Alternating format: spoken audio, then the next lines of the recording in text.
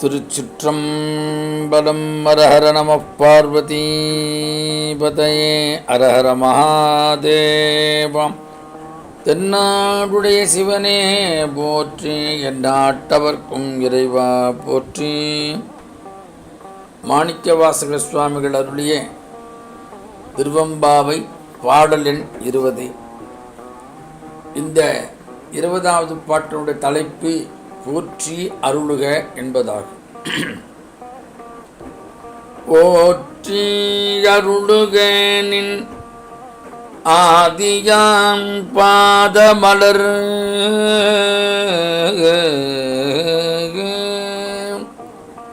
போற்றி அருளுக நின் ஆதியாம் பாதமலர், போற்றி அருளுக நின் அந்தமாம் செந்தளிர்கள், போற்றி எல்லா உயிர்க்கும் தோற்றமாம் பொற்பாதம், போற்றி எல்லா உயிர்க்கும் போகமாம் பூங்கழல்கள்,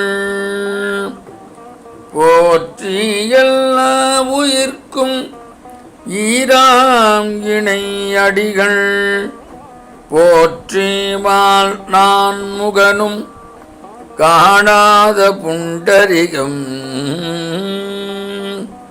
போற்றியாம் உய்யல் உய்ய ஆட்கொண்டருளும் பொன்மலர்கள்,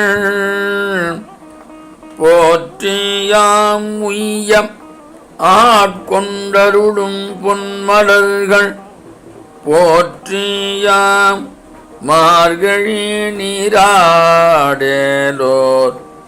எம்பாவாய்.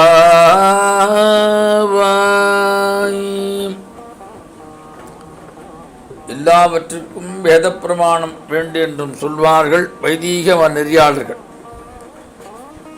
சைவ நெறியாளர்கள் என்ன என்று சொன்னால் என்ன சொல்வார் என்றால், திருமுறை சான்று வேண்டும் என்று சைவர்கள் சொல்வார்கள். அப்படி பாவை நோன்பிற்கும் பாவை நீடாடிற்கும் அந்த சான்றுகள் இருக்கின்றனவா என்று ஒரு கேள்வி எழுகின்ற பொழுது, திருப்பாவைக்கு உரை எழுதிய வைணவச் சான்றோர்கள் ஏராளமான வேத வாக்கியங்களையும் உபனிஷத வாக்கியங்களையும் கீதை ஸ்லோகங்களையும் ஆழ்வார் பாசுரங்களையும் மேற்கோள் காட்டி நிறுவியுள்ளார்கள். திருவம்பாவை இங்கு 8ஆம் திருமுறையாக திருவாசகத்திலே இடம்பெற்று விட்டதால் அதுவும் ஒரு திருமுறையே ஆகிவிட்டது. திருவாசகத்துக்கு அண்மையில் பிரபலமான உரை எழுதிய சுவாமி சித்பவானந்தார் அவர்கள் வேதாந்தபரமாக வேத உபனிஷத வாக்கியங்களை ஆங்காங்கே மேற்கோள் காட்டி எழுதியுள்ளார்கள். யான் கேட்டறிந்த ஒரு உருவக்கதை பாவை நீராடலுக்கு வேத பிரமாணமாக உள்ளது. அந்த கதை ரிக்வேதத்தில் உள்ளதாக அந்த உரையாசிரியர் குறிப்பிடுகிறார். அந்திசாயும் நேரம் ஓர் அடர்ந்த காடு, அதனுள் ஒரு மனிதன் கையில் தீவட்டியை ஏந்தியபடி தனது பயணத்தை தொடங்குகிறான். அவனை தொடர்ந்து ஒரு பூக்காரன் ஒருவன் செல்கிறான். அவனுடைய கழுத்தில் பூக்குடலை தொங்குகிறது. பூக்காரனுக்கு பின்னால் ஒரு யோகி செல்கிறார். அவர் சுவடிகள் முதலான சில பொருட்களை வைத்திருக்கிறார். இரவு முழுவதும் இவர்கள் பயணம் தொடர்கிறது. பொழுது புலரும் நேரத்தில் அவர்கள் காட்டுப்பகுதியை கடந்து ஒரு அழகான பொய்கைக்கரையை அடைந்தார்கள். அகண்டு விரிந்த அந்த பொய்கையில் தெளிந்த நீர் நிறைந்திருக்கிறது. கையில் தீவட்டியை ஏந்தி வந்தவன் பொய்கையில் சற்றே இறங்கி படிகட்டில் இருந்தபடியே தீவட்டியை நீரில் நினைத்து அணைத்தான். பொய்கையின் மேலே ஏறி தன் வழியை அடக்கத் தொடங்கினான். பூக்காரனும் பொய்கையில் இறங்கினான். பொய்கை நீரை கையால் அள்ளி பூக்குடலில் தெளித்தான். பிறகு தன் வழியை பயணத்தை தொடர்ந்தான். மூன்றாவதாக வந்த யோகி பொய்கைக்கரையில் தனது பொருட்களை வைத்தார். பொய்கையில் இறங்கி நீரில் மூழ்கி மகிழ்ச்சியாக குடித்து கொண்டிருந்தார் என்று அந்த உருவ கதை இத்துடன் நிறைவேற்றி விடுகிறது. நமது அன்றாட வாழ்க்கையில் நமக்கு பல துன்பங்கள் வருகின்றன. நம்மால் நமது முயற்சியால் அவற்றை போக்கிக் கொள்ள இயலாத போது நாம் இறைவனை நாடுகிறோம். அந்த துன்பங்களுக்கு தீர்வு கண்டவுடன் இறைவனை மறந்து விடுகிறோம்.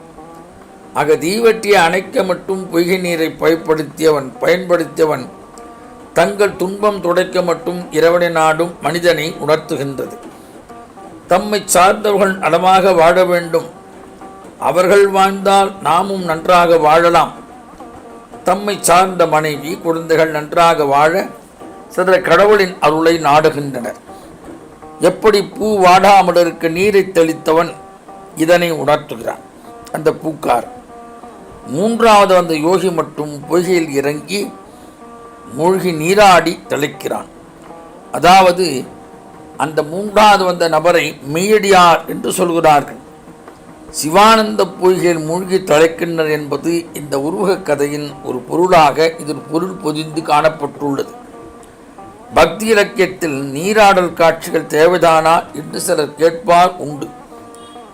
அவர்களுக்கு இந்த உருவக கதையே பொதிபொருளாகும். அதுபோலவே இக்கதை பாவ இலக்கியங்களுக்கு உரிய வேத பிரமாணமாக ஆகிறது. ஆக நீராடும் பொய்கையை பாவை பெண்கள் சிவசக்தியாக கண்டனர். பொய்கையாக இருப்பவன் என்ற பொருளில் முருகனை இளஞ்சியம் என்று அருணகிரிநாதர் குறிப்பிடுகிறார். இறைவனின் திருவடி நிலை அப்பர் மூச்சு வண்டரை பொய்கையும் போன்றதே என்று இப்படி இந்த உருவக் கதை இங்கு ஏற்புடையதாக இருக்கிறது. போற்றி அருளுகனின் ஆதியாம் பாதமலர், அனைத்துக்கும் ஆதியான பெருமானின் திருவடி மலர்களை போற்றி அவனை தங்களுக்கு அருள் செய்ய வேண்டுகின்றனர். நாங்கள் உன் மலரடியை போற்றுகிறோம், எங்களை பாதுகாத்து அருள வேண்டும் என்பது முதல் கருத்தாக ஆகிறது. போற்றி அருளுகனின் அந்தமாம் செந்தளிர்கள், அனைத்துக்கும் முடிவான உடன் சிவந்த தளிரடிகளை போற்றுகிறோம். இறைவா, நீ எங்களை பாதுகாத்து அருள வேண்டும். தளிர் தழைத்து பின்னர் மலர்கள் தோன்றும். அதுபோல ஈசனின் அந்தமான திருவடிகளிலிருந்து மீண்டும் உயிர்கள் தோன்றுகின்றன. போற்றி எல்லா உயிர்க்கும் தோற்றமாம் பொற்பாதம், அனைத்து உயிர்களின் தோற்றுவாயாக திகழ்வோன் இறைவன் ஒருவனி.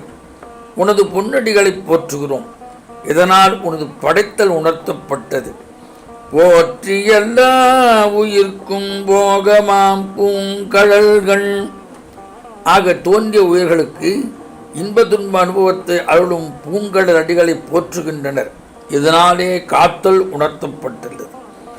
போற்றி எல்லா உயிர்க்கும் ஈராம் இணையடிகள், அனைத்து உயிர்களின் ஒடுக்கல்லையான இணையடிகளை போற்றினார்கள் இந்த பாவை பெண்கள். இதனாலே அழித்தல் குறிக்கப்பட்டுள்ளது. போற்றிமால் நான் முகனும் காடாத புண்டரிகம், புண்டரிகம் என்று சொன்னால் தாமரை. திருமாலும் பிரம்மனும் காணாத அந்த திருவடியை தாமரையை போற்றினர். அப்போ திருமாலும் பிரம்மனும் காணாத திருவடி தாமரையை இவர்கள் போற்றினார்கள். இது மறைத்தலை குறிக்கிறது. போற்றியாம் உய்ய ஆட்கொண்டருளும் பொன்மலர்கள், போற்றியாம் மார்கழி நீராடேலோர் எம்பாவாய். அதாவது நாம் உய்வு பெறும் வண்ணம் ஆட்கொண்டருளும் பொன்மலரணிய திருவிடைகளை போற்றினோம். இதனால் இறைவனுடைய அருள் குறிப்பிடப்பட்டது. உன் திருவருளை போற்றி பெருமானே, நாங்கள் இந்த மார்கழியிலே நீராடுகிறோம், நீ எங்களுக்கு இனிதே அருள் செய்ய வேண்டும் என்றாக அழகாக சொல்கிறார்கள். சிவபெருமான் அட்டமூர்த்தியாக விளங்குவோம். தமிழிலே சொன்னால் 8 மூர்த்தி என்று சொல்வார்கள். என் குணத்தான் என்று போற்றப்படுவன், 8 விதமான வீரதீர செயல்களை செய்தவன், 8 மலர்களை உகப்பவன். அத்தகைய பெருமானுக்கு 8 போற்றிகள் உரைத்து தமது திருவெம்பாவையை நிறைவு செய்கிறார் மாணிக்கவாசகர். மீண்டும் பாடலை பாடி இந்த திருவெம்பாவையை நாமும் நிறைவு செய்வோம். போற்றி அருளுகனின் ஆதியாம் பாதமலர், போற்றி அருளுகனின் அந்தமாம் செந்தளிர்கள், போற்றி எல்லா உயிர்க்கும் தோற்றமாம் பொற்பாதம், போற்றி எல்லா உயிர்க்கும் போகமாம் பூங்கழல்கள், போற்றி எல்லா உயிர்க்கும் ஈராம் இணையடிகள், போற்றிமால் நான் முகனும் காணாத புண்டரிகம் போற்றிய முய்ய ஆட்கொண்டருளும் பொன்மலர்கள் போற்றியாம் மார்கழி நீராடேனோர் எம்பாவாய். ஆபிதகுஜாம்பாள் சமேத ஸ்ரீ அருணாச்சலேஸ்வர சுவாமினே நமஹ. ஸ்ரீ மாணிக்கவாசக சுவாமிகள் திருவடிகளே சரணம். திருவம்பாவை நிறைவுற்றது. அதன் பிறகு திருப்பள்ளி எழுச்சி தொடரும்.